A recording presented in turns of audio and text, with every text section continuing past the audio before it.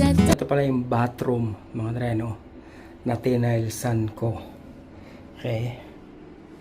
Ako nag-tiles niya na. Yan na. Diba? Tapos, ako rin pala yung nag-wall neto. Ako din yung naglagay ng ceiling. So, basically, mga dreno, itong buong bathroom is ako yung gumawa nito, mga dreno. Pwede naman para sa inyo. Hindi ako nag-install niyan. By the way, mga dreno, dati existing na yung ano rito, yung may toilet na rito, may lababo, may toilet, tapos may mga ibang linya ng tubig. So ang ginawa ng plumber, tinanggal yung mga connection, tinanggal yung lababo, yung toilet, okay, tapos ginawa yung panibagong flush neto sa baba, yung ano niya, yung drain niya. Pagkatapos in-install nila to. Tapos ang bill is 36,000. Kaya hindi namin maintindihan paano nauwi sa ganong kalaking bill. In-install nila yung luma, nag-install sila ng bago, gumawa sila ng panibagong mga linya, 36,000. Materials 14,000. Yung labor 16,000. But anyway, lalagyan ko ulit rito ng isa pang smoke detector para sa mga nagbe-vape, mga dreno. Ganda ng gawa ko, di ba? Ang galing mo talaga. Thursday, uwian na, mga dreno. Madilim na, alas 4 yan. Dahil mataas ang temperature natin. Plus 2 ngayon, mga dreno. Kaya tingnan nyo naman ng ano, nagtutunaw yung yelo. Tapos biglang lalamig. Tapos madulas. Siyempre.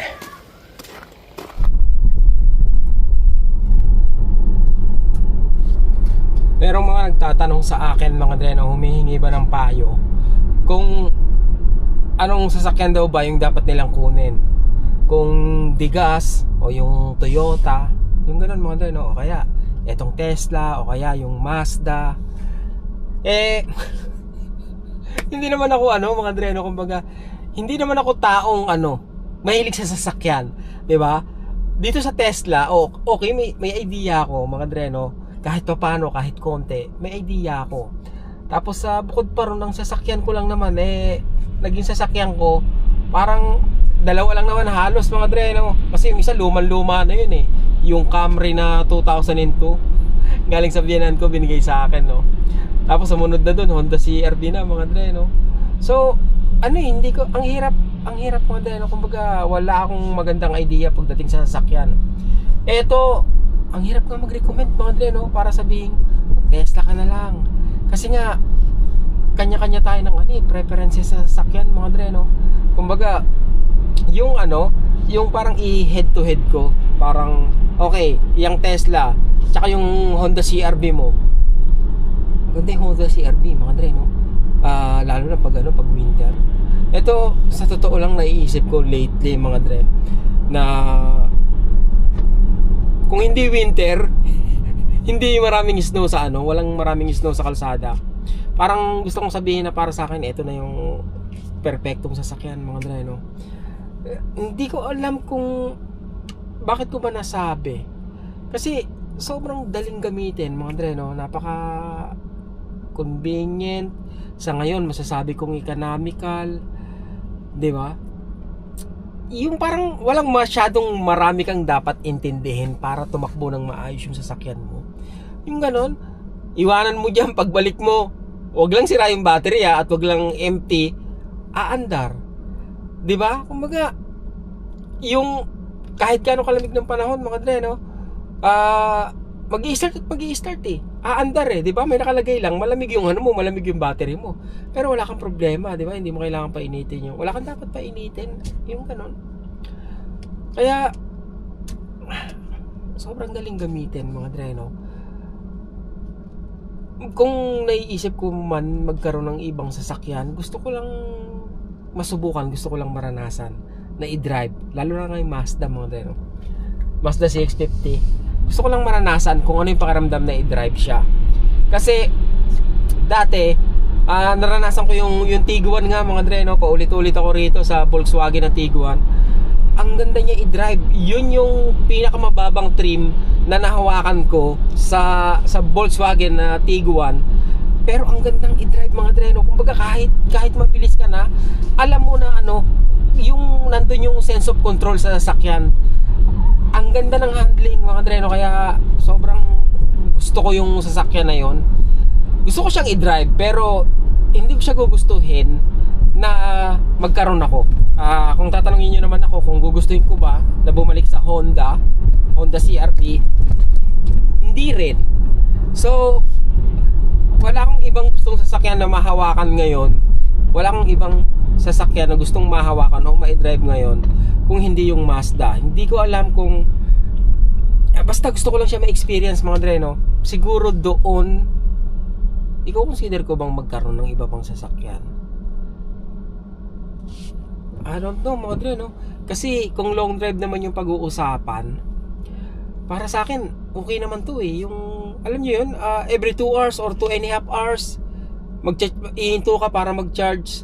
I think yun din yung oras para umihi ka eh, di ba? Magpahinga para mas safe yung travel mo.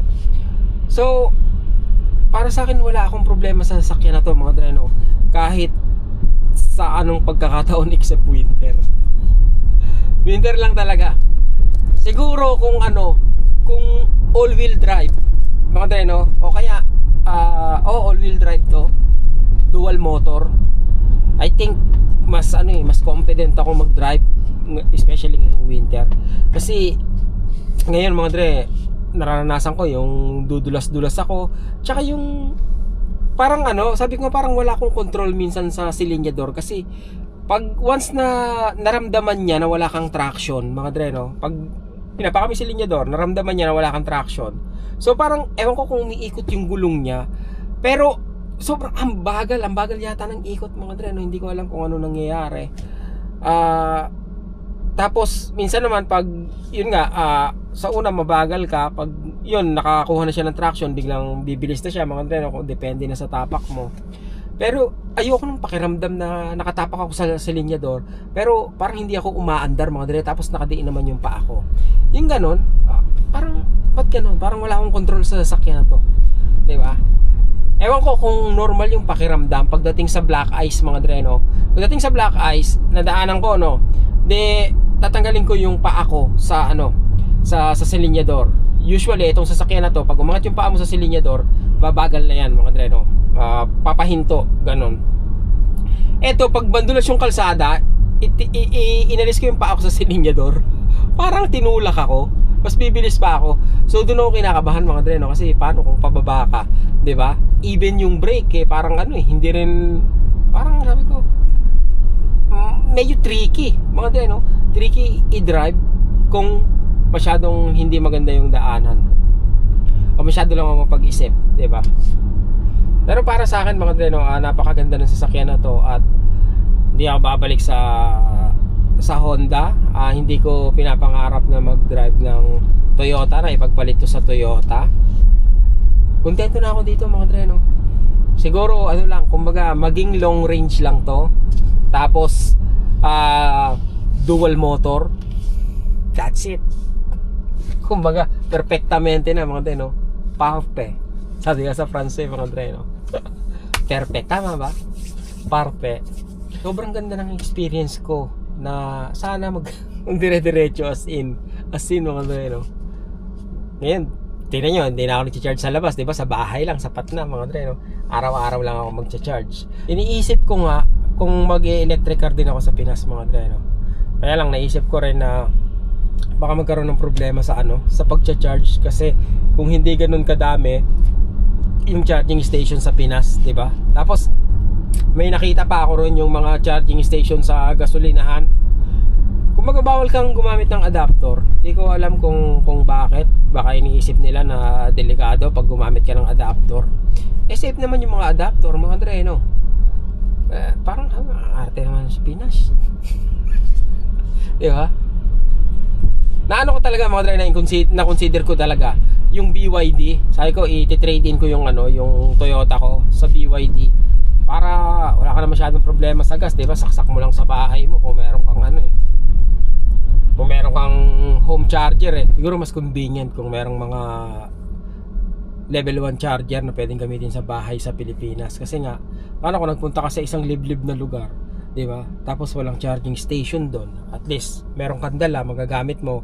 Kahit kaninong bahay, pwede ka makigamit ng kuryente. Di ba? Sa Baguio, ilan ba yung charging station dyan? Ilan ba yung electric car dyan? Yung ganun mga dreno, yung mga tanong na ganun, bago baka mukhang problematic Kasi meron akong napanood na merong BYD diyan sa Pilipinas. Kumbaga ni-review niya yung BYD niya kung ano pa rin ba, kung nabawasan ba yung range ng kanyang battery after a year. So ang ginawa niya, nag-drive siya ng malayo-layo mga dreno. 300 kilometers yung range ng sasakyan niya. May higit 300 kilometers pa yung inabot Ibig sabihin, ganon kaganda mga dreno yung sasakyan niya. Yung ganon ka-accurate yung range niya. Na lampas pa sa 300. Pagkatapos, within 1 year, nagamit niya yung sasakyan niya. Pagka hindi nabawasan yung capacity ng battery niya. Parang maganda yung BYD Yun nga lang talaga yung charging station yung problema mga dreno. Tapos paano ba? Sabi naman nila yung yung hybrid, yung may di battery tapos di gas, yung ganon. Pero gusto ko di battery lang Daming pera Utang lang ng utang mga dreno. At pasasakitin mo yung ulo mo sa pagbabayad ng utang. Di pasakitin mo yung ulo nung maniningil sa'yo. Huwag yung gagawin niya, hindi maganda yan Nabanggit ko na parang mahirap mga dreno. Kumbaga mahirap din mag Tesla ka, yung gano'n Ang ganda ng Tesla, grabe, diba? Baka mamaya bumili siya dahil sa'yo Tapos saglit pa lang nagka-problema siya sa Tesla. So ibig sabihin magiging pangit na yung experience niya mga dreno. Kasi para sa akin, ako bago ako nag-commit sa sasakyan na to mga dreno, kumbaga inisip ko yung yung mga pwedeng mangyari. Tsaka kumbaga kung sakaling magka-problema man, tanggap ko mga dreno, kumbaga tanggap ko na. Inaasahan ko yung worst scenario nung kumuha ko ng sasakyan na to, itong Tesla mga dreno. Nang sa ganon, hindi ako ma-disappoint, 'di ba? Gusto mo yung sasakyan so dapat tanggapin mo rin kung yung kaya niya o hindi niya kayang gawin para sa iyo, 'di ba? So yun, maawa ng Diyos, so far so good.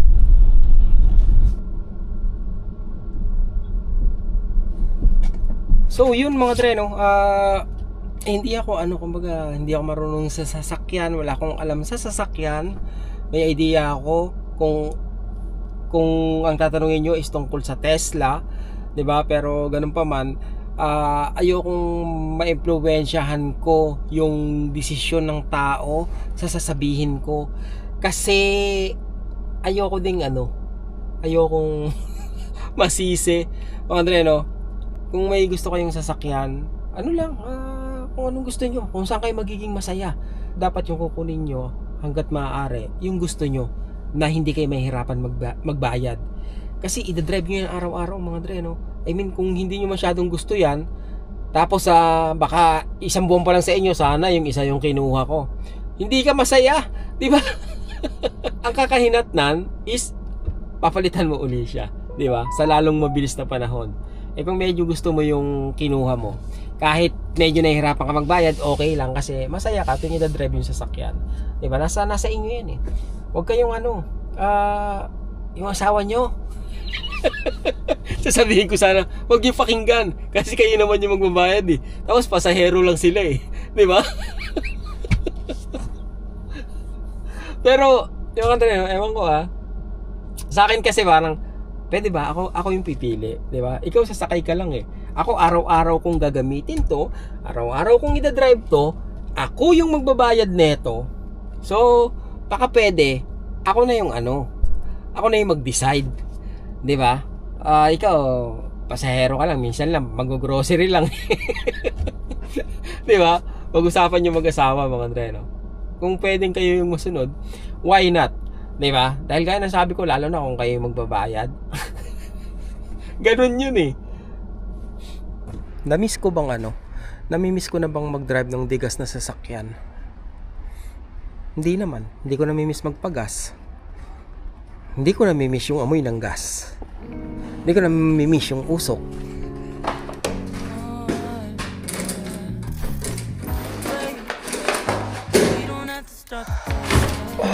Ayan o. Coupon mga dre, no? Saan ba to? Sa Wendy's, no? Lagi may coupon sa Wendy's eh. Baconator, parang masarap ang Baconator bukas ah. Kunin ko nga.